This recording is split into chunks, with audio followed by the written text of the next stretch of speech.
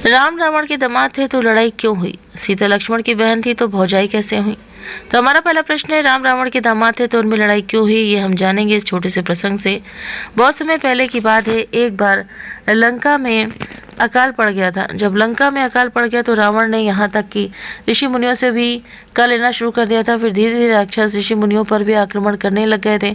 अब ऋषि मुनियों के पास धन संपत्ति तो होती नहीं है, तो उन राक्षसों ने उनका खून लेना शुरू कर दिया था। फिर कुछ दिनों के बाद रावण एक जंगल में घूमने के लिए गया, तो उसी जंगल में एक गुत्समत नाम का पंडित रहता था, जो माता लक्ष्मी को अपनी पुत्री के रूप में प्राप्त करना चाहता था।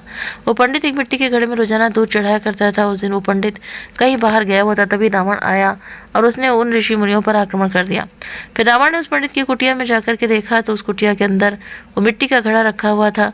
रावण ने उस घड़े को हाथों में ले लिया और उस घड़े में ऋषि मुनियों का खून इकट्ठा किया और उस खून को लेकर वो वहां से चला गया। रावण ने लंका में जाकर यह अफवाह फैला दी कि इस घड़े में बहुत ही जहरीला विष है, इस विष को जो कोई प्राणी पी जाएगा तो वो तुरंत ही मर जाएगा। और रावण की आदत भी वन विहार करने की। अब रावण उस घड़े को वहां पर रखकर वन विहार करने के लिए चलाता है। और इधर मंदोदरी को इस बात की शंका थी कि रावण पराई स्त्रियों के साथ विहार करता है, इसलिए वो आई और गुस्से में आकर के देखा, मैं जहरीले विष को पीकर मर जाती हूँ। तो मंदोदरी ने उस घड़े में से थोड़ा सा खून लिया और पी गई। जब मंदोदरी ने खून पी लिया तो उससे मरी तो नहीं बल्कि उसकी गर्भ ठहर गया। अब तो मंदोदरी और भी ज्यादा परेशान हो गई।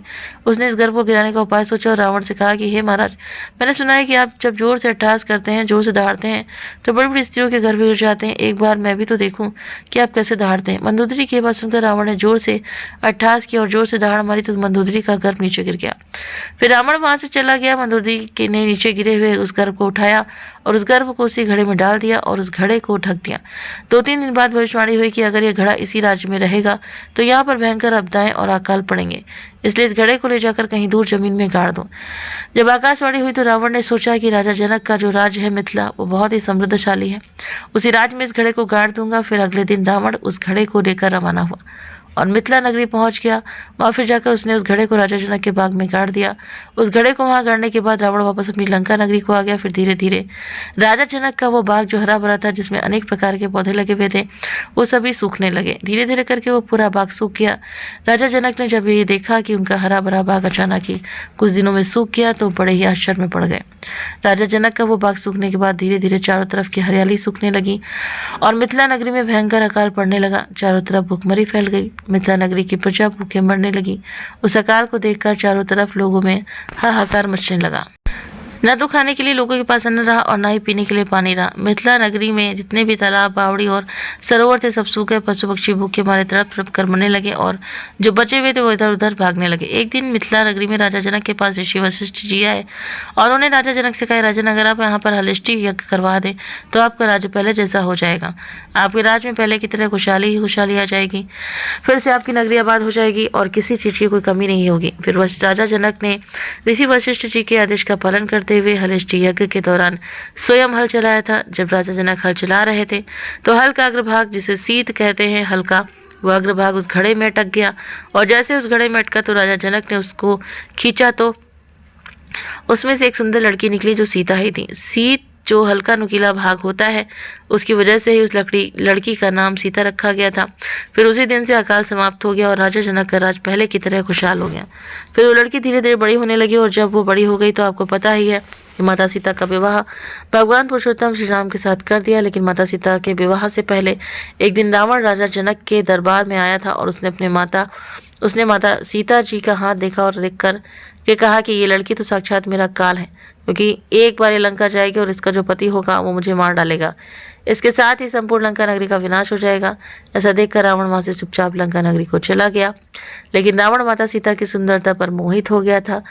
जो माता सीता जी थी वो असली पुत्री तो रावण की ही थी। वो मंदोदरी के गर्भ से पैदा हुई थी। राजा जनक तो उनके पालनहार थे, इसलिए राम रावण के दामाद हुए। अब राम और रावण में लड़ाई क्यों हुई? लड़ाई इसलिए हुई क्योंकि रावण ने माता सीता की हस्तरेखा से पहले ही ये देख लिया था कि मैं इस कारण से मरूंगा। यही विधि का विधान है, इसलिए उनमें लड़ाई हुई। और वैसे भी भगवान को उन राक्षसों का नाश करना था, क्योंकि रावण भगवान विष्णु का एक गढ़ था। भगवान को उसका उद्धार भी करना था। हमारा दूसरा प्रश्न है, सीता थी लक्ष्मण की बहन, तो भौजाई कैसे हुई? अब ये तो आपको पता ही है कि सीता जी लक्ष्मण की भौजाई थी, लेकिन सीता की लक्ष्मण की बहन कैसी हुई, हमें जानेंगे इस प्रसंग से। लक्ष्मण जो थे वो शेषनाग के अवतार थे। आपको पता होगा लक्ष्मण के शेषनाग के सहस्त्र फन थे। उन सहस्त्र फनों में से एक फन जो था वो सुलोचना को बुरी नजरों से देखता था। ऐसा कहा जाता था कि सुलोचना और सुनयना भी वो शेषनाग की पुत्रियां थी। इनका पालन पोषण भी नागलोक में हुआ था। शेषनाग के एक फन की नज़र सुलोचना पर पड़ी और उसने सुलोचना को गंदी नजरों से देखा, जबकि सुलोचना भी शेषनाग जी की पुत्री की लगती थी। तो गंदी नजरों से जब एक फन ने देखा और जब शेषनाग जी को मालूम हुआ तो शेषनाग जी ने तुरंत एक फन को काट दिया। उस फन को काट दिया तो गंदी नजरों से देख रहा था। फिर उस फन का ही मेघनाथ बना था। इस शेषनाग जी से ही मेघनाथ उत्पन्न हुए थे और शेषनाग जी से ही लक्ष्मण ही उत्पन्न हुए थे। दोनों शेषनाग जी के अवतार थे। मेघनाथ की बहन सीता हो गई। क्यों हो गई? क्योंकि सीता मंदोदरी के गर्भ से उत्पन्न हुई थी और इधर मेघनाथ भी मंदोदरी के गर्भ से उत्पन्न हुए थे, इसलिए मेघनाथ जी सीता की बहन हो गए और मेघनाथ और लक्ष्मण दोनों शेषनाग जी से उत्पन्न होने के कारण दोनों भाई भाई हुए। इसलिए सीता जी लक्ष्मण जी की बहन हुई और मेघनाथ की भी बहन हुई। क्योंकि दोनों ही शेषनाग जी से उत्पन्न हुए थे इसलिए सीता लक्ष्मण जी की बहन हुई। हालांकि कुछ मान्यताएं ऐसी हैं कि सीता जी धरती से उत्पन्न हुई थी और शेषनाग जी भी धरती को धारण करने वाले थे, इसलिए उनकी बहन मानते हैं। इस प्रकार से सीता जी लक्ष्मण जी की बहन भी थी और भौजाई भी थी। तो अगर आपको जानकारी पसंद आई हो तो वीडियो को लाइक शेयर सब्सक्राइब करना ना भूलें और अपने कमेंट करके भी जरूर से जरूर बताएं। मिलते हैं आपसे नेक्स्ट वीडियो में। Thank you.